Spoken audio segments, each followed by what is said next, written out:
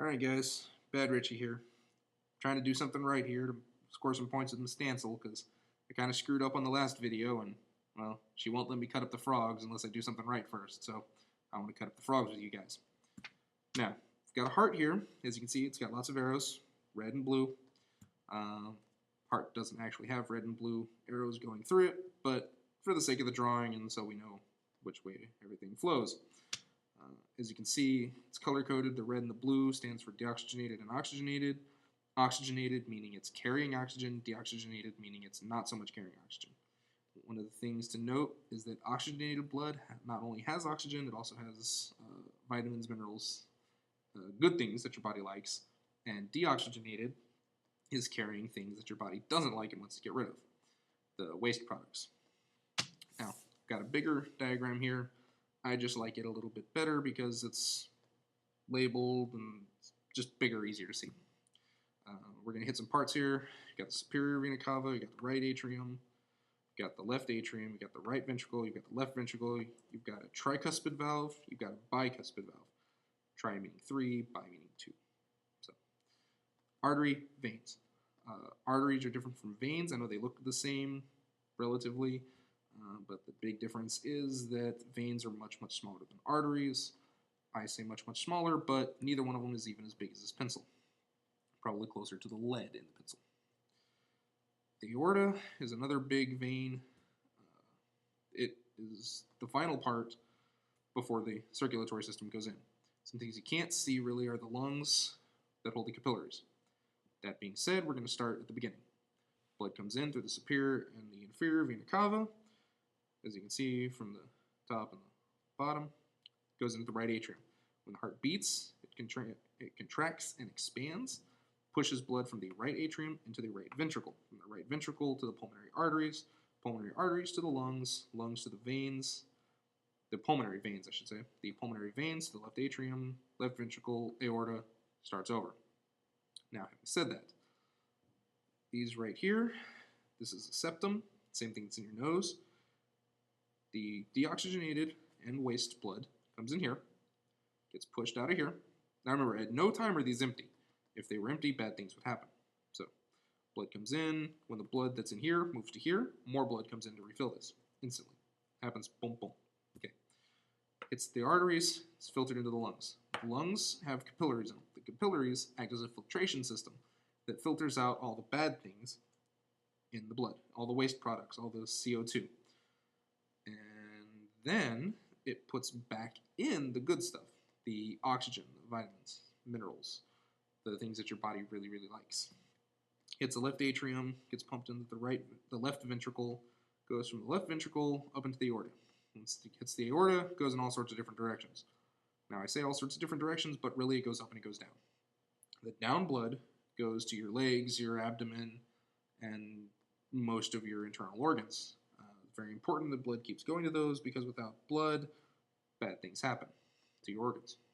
You go left arm, right arm, and, well, it's actually backwards because I'm looking at it wrong here, but it's a right and left arm, and then your head. You really want blood going to your head because without it, bad things happen.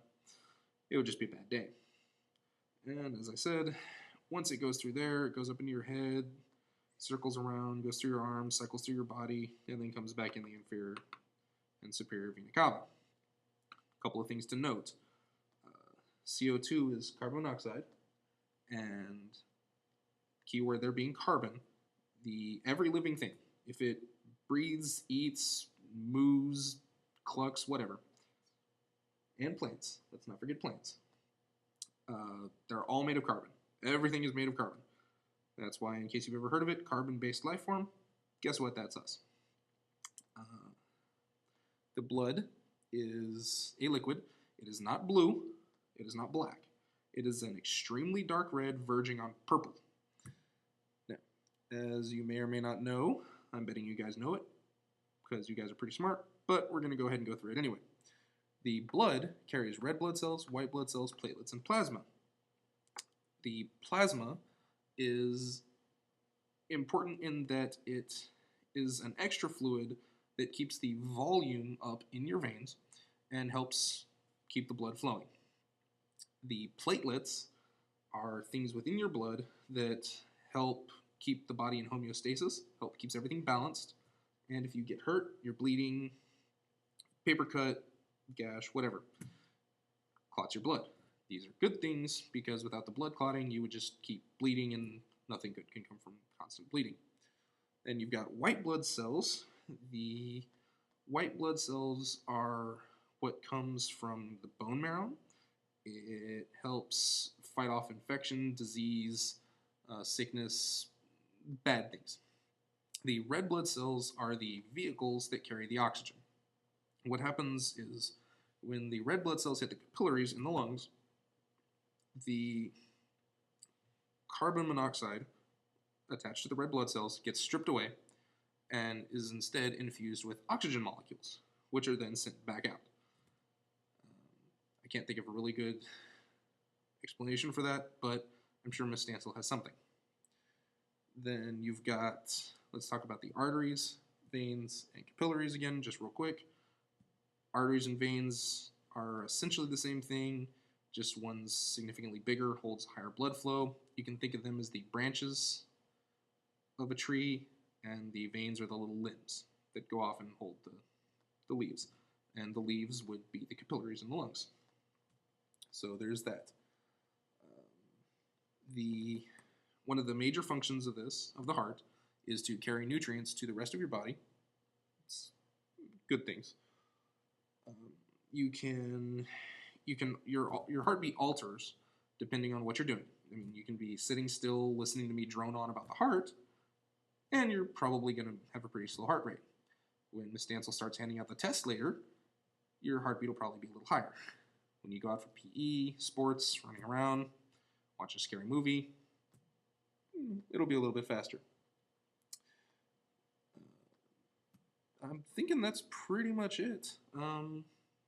One quick note, fatty foods that you eat, they can build up in your blood, kind of close down your arteries. And remember, as I said, they're very small, they're very thin. Think about this. So you don't really want things blocking these because it's really important. So try to keep a healthy lifestyle. I'm sure you guys are all pretty healthy anyway, but just try to keep it up. That's all I can think of to tell you guys. If you have any more questions, I'm sure you guys know where to ask them. And one last thing, put in a good word for me for the frogs.